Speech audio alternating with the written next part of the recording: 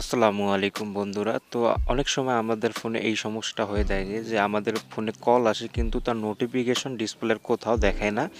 এটা একটা বড় ধরনের প্রবলেম। তো এই প্রবলেমটা দেখতে পাচ্ছেন এখান থেকে আমার সেটে একটা ফোন চলে আসছে এবং তার রিংটোন বাজছে। কিন্তু এখানে আমার ডিসপ্লেতে কোনো প্রকার নোটিফিকেশন দেখাচ্ছে না।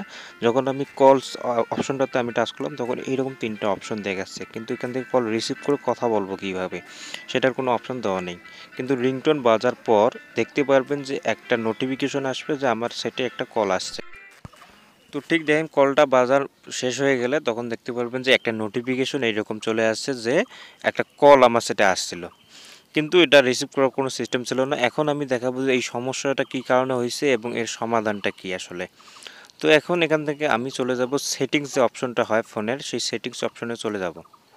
তো সেটিংস অপশনে যাওয়ার পর এখান থেকে দেখতে পারবেন যে অ্যাপস অ্যান্ড নোটিফিকেশন বলে অপশন আমি এখানে দেখানোর চেষ্টা করলাম, সেই অপশনটাতে একবার টাচ করে দিবেন। তারপর দেখতে পারবেন এখান থেকে সে অলস অ্যাপস, মানে আপনার যত ফোনের অ্যাপস আছে এখান থেকে টাচ করে দিবেন, সবগুলো অ্যাপস এখানে নিয়ে আসবে। তো এখান থেকে নিচের দিকে আসবো, নিচের দিকে আসার পর দেখতে পাবেন যে কলের মতো যে একটা অপশন দেখা যায় যে ফোন অ্যাপসটা আছে যায় আপনার সেটের, এই ফোন অপশনটাতে এখানে টাচ করতে হবে। তো আমি এখানে এই অ্যাপসটাতে টাচ করলাম। তারপর এখান থেকে দেখতে পারবেন যে অনেকগুলো অপশন এখান থেকে চলে আসছে। তো এখান থেকে প্রথমে আপনাকে স্টোরেজটা ক্লিয়ার করে নিতে হবে, যে আপনার সেটের যে স্টোরেজটা ক্লিয়ার করে নিলে আপনার এই অ্যাপসটা ফ্রি হয়ে যাবে।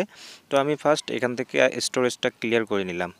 তো তারপর দেখতে পারবেন এখান থেকে উপরে পারমিশন অপশন, এখান থেকে দেখতে পাচ্ছেন যে লোকেশন অপশনটা বাদ দিয়ে সবগুলো অপশন কিন্তু এখানে আমার অন করা আছে। তো আপনারাও ঠিক এইরকম অন করে রাখবেন। তো এখানে মোস্ট ইম্পর্টেন্ট যে অপশনটা সেটা হচ্ছে নোটিফিকেশন অপশন।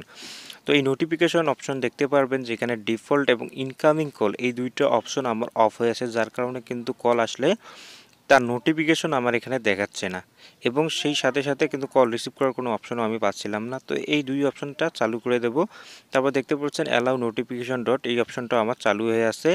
তো এটাও এখান থেকে চালু করে রাখবেন। তো এখান থেকে চালু করে রাখার পর দেখতে পারবেন এখানে আরেকবার যদি আমার সেটে কেউ ফোন দেয় বা একটু পরে দেখতে পারবেন আমার সেটে একটা ফোন আসবে এবং সেখান থেকে দেখতে পারবেন যে আমার যে নোটিফিকেশনটা সেটা কিন্তু চলে আসবে।